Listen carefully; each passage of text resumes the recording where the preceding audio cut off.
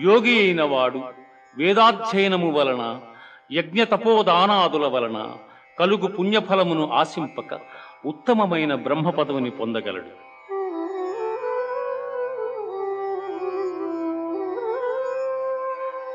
సర్వభూతాని కౌంతేయ ప్రకృతిం యాంతి మామికాం కల్పక్షయే పునస్తాని కల్పాదౌ విసృజామ్యహం.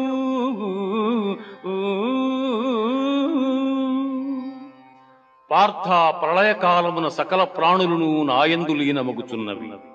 మరల కల్పాదియందు సకల ప్రాణులను నేనే సృష్టించుతున్నాను. అనన్యాశ్చింతయంతో మాం ఏ జనా పర్యుపాసతే